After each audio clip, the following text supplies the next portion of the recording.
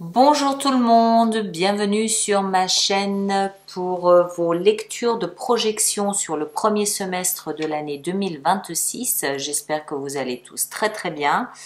Alors ces projections ont été faites comme d'habitude. Pourquoi changer les bonnes habitudes, les bonnes vieilles habitudes? Elles ont été faites sous la forme de croix. Avec au cœur donc de la lecture le cœur du semestre, la tête, le socle, de là d'où vous venez et là où vous allez. Je précise juste que, parce que je ne l'ai pas fait systématiquement pour tous les signes, l'endroit d'où vous venez, bien sûr, c'est a priori 2025, mais ça peut aussi être antérieur à 2025. Donc vous adaptez bien évidemment chaque fois en fonction de ce que vous vivez. Il y a quelques signes où c'était flagrant que c'était antérieur à 2025. On perd pas de vue que 2025, c'est une année en chiffre 9 et ça ressortait assez puissamment dans ces projections parce que, évidemment, qui dit projection dit bilan du passé et justement, bilan du passé, le bilan ne s'arrêtait pas à 2025. Pour quelques signes, le bilan était bien plus loin, allait bien plus loin que 2025. Donc, je le précise, ne vous arrêtez pas à 2025. Si vous sentez que quand je dis de là d'où vous venez, n'hésitez pas à aller chercher, à aller creuser plus loin que 2025. Dans certains cas, c'était vraiment bien plus loin que 2025. Donc, n'hésitez pas à faire cet exercice. Là où on va, bon, bien sûr, c'est plus facile de s'arrêter à la fin du premier semestre 2026 et je pense que cette position-là, par contre, s'adapte vraiment à la grande majorité des signes. C'était intéressant à faire, c'était des lectures intéressantes à faire parce qu'on voit bien le gros travail de l'année 2025. Ça a été une année très difficile pour tout le monde, vraiment, et on le mesure dans la projection. On sent une délivrance. On sent que tout le monde se projette en tenant compte du bilan qui a été fait et du travail qui a été fait en 2025. Euh, Même si on le fait en traînant les pieds, en râlant, en rouspétant, il y en a assez, c'est bon, ça suffit. Oui, mais ça n'empêche, qu'on le veuille ou non, on n'a pas le choix. Et on le mesure, on le voit dans les lectures, dans les projections, surtout ça se sent. Vous gardez aussi bien sûr en tête que ces lectures, elles sont hyper générales. Hein, c'est par signe, ascendant, lune. Et puis surtout aussi que ça se diffuse sur 6 mois. Donc vous adaptez en fonction de ce que vous vivez et vraiment vous tenez compte du fait que c'est diffusé sur 6 mois. N'hésitez pas à revenir les écouter tous les 2 mois, tous les 3 mois pour mesurer peut-être le cheminement que vous avez parcouru. D'accord ? Certaines personnes ont fait remarquer très justement, d'ailleurs je les remercie, que vous pouvez aussi aller voir le signe de votre Vénus. C'est très correct, c'est très juste en fonction de ce que vous souhaitez obtenir comme réponse à vos questions. Ça peut être intéressant. Pour ceux qui ne savent pas où se trouve son ascendant, ou sa lune ou sa Vénus, il y a un site, enfin il y a même plusieurs sites qui sont gratuits sur Internet où vous pouvez entrer simplement vos données de naissance et vous avez ce type d'informations. Je mettrai le lien, c'est totalement gratuit, je mettrai le lien dans la boîte de dialogue, vous pouvez aller voir, vous pouvez aller chercher, vous pouvez aller voir. Voilà, je vous laisse avec tout ça. J'espère que ça vous aide un petit peu, j'espère que ça vous soutient dans votre travail personnel. N'hésitez pas à laisser des commentaires pour aider les autres personnes des mêmes signes, c'est toujours utile, c'est toujours aidant. Et puis ceux d'entre vous qui allez jusqu'aux extensions, jusqu'aux abonnements, merci de soutenir mon travail, merci de soutenir la chaîne, c'est important, donc merci de le faire. Voilà, passez un bon moment et puis on se retrouve de toute façon au mois de janvier pour voir le développement de la première carte qui est sortie lors de la projection. Prenez grand soin de vous, à bientôt, merci beaucoup. Lion, bonjour à vous, bienvenue sur ma chaîne pour votre lecture de projection de ce premier semestre de l'année 2026.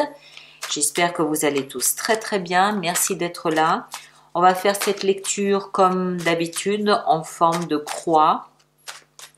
Avec au cœur de la croix, donc le cœur de votre semestre 2026. On continuera avec des arcanes majeurs allant du mois de janvier jusqu'au mois de juin 2026. Chacun de ces arcanes sera repris ensuite pour les lectures mensuelles, donc mois après mois, pour voir donc le thème du mois qui se développera. Et puis, on préparera ensuite de quoi l'extension de cette projection et on clôturera l'extension avec un oracle de Rumi. Comme certains d'entre vous l'ont souligné, en plus de voir votre signe ascendant et votre signe lunaire, allez voir peut-être aussi votre signe Vénus. Ça peut quelquefois, en fonction du message que vous recherchez, ça peut quelquefois être aussi très parlant. Alors, on va voir encore un mélange. Donc, signe du lion, signe solaire, signe ascendant, lune ou Vénus en lion. Projection premier semestre de l'année 2026. Au cœur de la lecture, on a le roi d'épée. Ok. Dans la deuxième position, la tête, la pensée, on a le cavalier de denier. Ok. Ici en bas, le socle, l'appui, la béquille, on a l'impératrice. Bien. Bonne position, ça me plaît. Ici, là d'où on vient, le passé. Donc, par définition, le deuxième semestre de l'année 2025. On a la 10 de denier. Ok. Et là où on va, donc la fin du premier semestre 2026, on a la 4 de bâton. Ok. Alors, ce qui frappe tout de suite, c'est de là d'où on vient et là où on va. 10 de denier, 4 de bâton, on voit une dégringolade dans la sécurité. 10 de denier, il n'y a pas un plus haut niveau de sécurité en termes de matériel, d'argent, de famille, de tribu, de clan, de résidence, de maison, peut-être aussi de patrimoine, peut-être aussi de travail. C'est très général, d'accord? Donc c'est sur un semestre et c'est pour un signe. Donc, mais c'est ce que je perçois. De là d'où on vient, 10 de denier, là où on va, sur 6 mois, on passe de 10 de denier à 4 de bâton. Il y a une dégringolade dans la sécurité, il y a plus d'humilité, plus de simplicité dans le foyer, plus de simplicité dans la notion de sécurité. Plus de simplicité dans le foyer lui-même. Le foyer est plus modeste. Il est dépourvu de fanfreluches, il est dépourvu des fastes d'avant. On a peut-être réduit en taille le foyer, on a peut-être réduit j'ai envie de dire en luxe. On a peut-être aussi réduit ses revenus. L'essentiel est resté. La famille, l'amour, la joie, l'humilité, la simplicité sont plus présentes. On essaie de sauver les meubles, comme on dit, on essaie de sauver ce qu'on peut sauver. Tout ça est passé peut-être par la justice ou c'est peut-être passé ici au cœur de la lecture par si c'est pas passé par la justice, c'est passé par notre analyse, par sa justice intérieure, c'est-à-dire par son sens de la justice, par son sens par son critique interne à soi. On a peut-être analysé la situation avec beaucoup de rigueur. On a peut-être on a nettoyé la situation. On a analysé, on a coupé là où on pouvait couper. On a fait des économies là où on a pu en faire. On a peut-être changé de travail, de métier ou changé de maison parce qu'on a considéré que c'était nécessaire à plusieurs titres et pour différentes raisons. Notre esprit critique a été sollicité à plusieurs niveaux et à plusieurs reprises.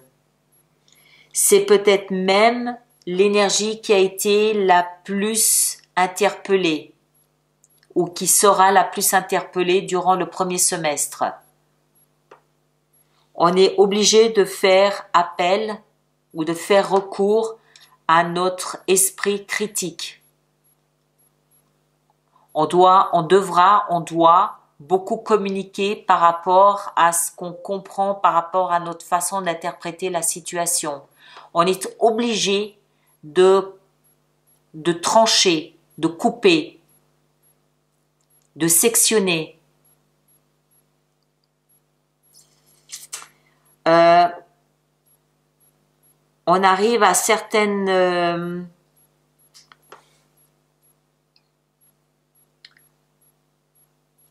comment est-ce qu'il faut que je dise ça? On a une approche différente de la situation. On a une approche différente de la situation, mais ça prend beaucoup de temps. C'est un peu comme si en fait on avait été réfractaire à tous ces changements, mais on comprend qu'on n'a pas le choix et que si ces changements on ne les apporte pas soi-même, c'est peut-être une forme de justice qui le fera, justice externe, ou juge, ou juriste, ou voilà, quelque chose comme ça. On adopte un état d'esprit constructif où on essaye de changer sa façon de vivre ou de voir les choses, mais en douceur. Ça prend du temps. Ce qui nous aide là-dedans, ce qui fait beaucoup de bien là-dedans, ce qui nous aide beaucoup, c'est l'impératrice. C'est notre plus grande force dans ce semestre.